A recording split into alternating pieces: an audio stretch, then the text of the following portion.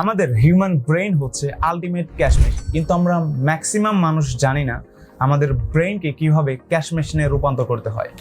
Business মূলত marketing এর খেলা। আপনি যত মার্কেটিং নিয়ে খেলতে পারবেন তত আপনার বিজনেস গ্রো করবে। বিজনেসের একটা অন্যতম গুরুত্বপূর্ণ বিষয় হচ্ছে বিজনেস মাইন্ডসেট।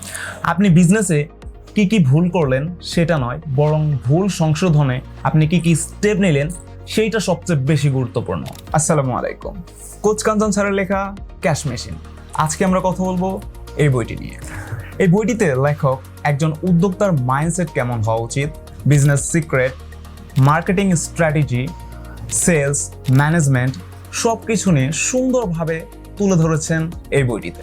বইটিতে লেখক প্রথমেই উদ্যোক্তাদের কিছু কমন ভুল তুলে ধরেছেন, যেমন শুধুমাত্র প্রোডাক্টে ফোকাস করা। অনেক উদ্যোক্তারা আছে যারা শুধুমাত্র প্রোডাক্টে ফোকাস করে, প্রোডাক্ট ডেভেলপমেন্ট, প্রোডাক্ট সোর্সিং এইসবের উপর বেশি গুরুত্ব দেয়, কিন্তু পরবর্তীতে দেখা যায় তাদের মার্কেটিং বাজেটটা পর্যন্ত থাকে না এবং তারা ব্র্যান্ডিং, সেলস, ম্যানেজমেন্ট এইসব বিষয়ে দেখা যায় তারা অনেকটাই গাফেল থাকে। নাম্বার 2, একাই সব কিছু করা, চিফ এভরিথিং অফিসার। অনেকেই দেখা যায় বিজনেসের একাই সব কিছু হ্যান্ডেল করে, মার্কেটিং, ডিজাইনিং, প্রোডাক্ট সোর্সিং সব কিছুই একাই হ্যান্ডেল করে থাকে। এইসব বিষয়কে লেখক উদ্যোক্তার অন্যতম ভুল হিসেবে উল্লেখ করেছেন। নাম্বার 3, বিজনেস স্কিল শেখায় অনাগ্রহ। বিজনেস হচ্ছে মূলত রুবিক্স কিউব মিলানোর মতো। আপনার যদি সঠিক স্কিল ফ্রেমওয়ার্ক জানা থাকে তাহলে আপনি এটি সহজেই মেলাতে পারবেন, কিন্তু আপনার যদি স্কিল এবং ফ্রেমওয়ার্ক জানা না থাকে আপনি সারাদিন ঘোরালেও এটি মিলাতে পারবেন না। এই জন্য আপডেটেড স্কিল থাকাটা বেশি জরুরি। মার্কেটিং ছাড়া আপনি আপনার বিজনেসকে কখনোই সামনের দিকে এগিয়ে নিয়ে যেতে পারবেন না। মার্কেটিংয়ের মাধ্যমে আপনার টার্গেটেড কাস্টমারকে আকৃষ্ট করতে হবে, আপনার কাস্টমারের মাইন্ড দখল করতে হবে।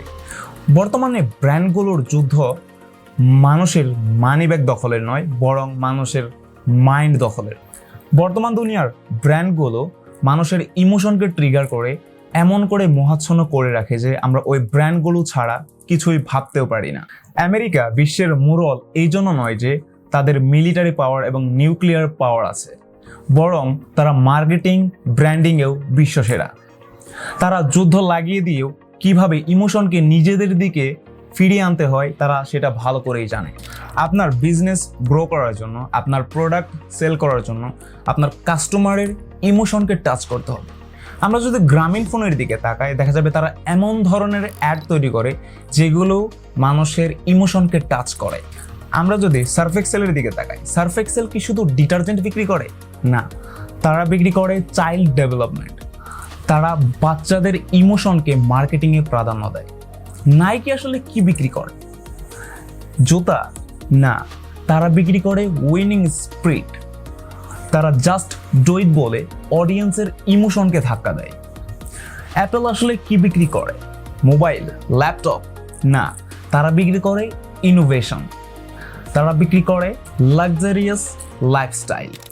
এছাড়াও কোচ কাঞ্চন স্যার এই বইটিতে 5 প্রজন্মের মার্কেটিং নিয়েও সুন্দরভাবে আলোচনা করেছেন। সর্বোপরি মার্কেটিং, বিজনেস, ম্যানেজমেন্ট সব কিছু নিয়ে সুন্দরভাবে এই বইটিতে লেখক সুন্দরভাবে ডিসকাশন করেছেন। এই বইটি আমার কাছে বেশ ভালো লেগেছে, আপনারাও চাইলে এই বইটি পড়ে দেখতে পারেন।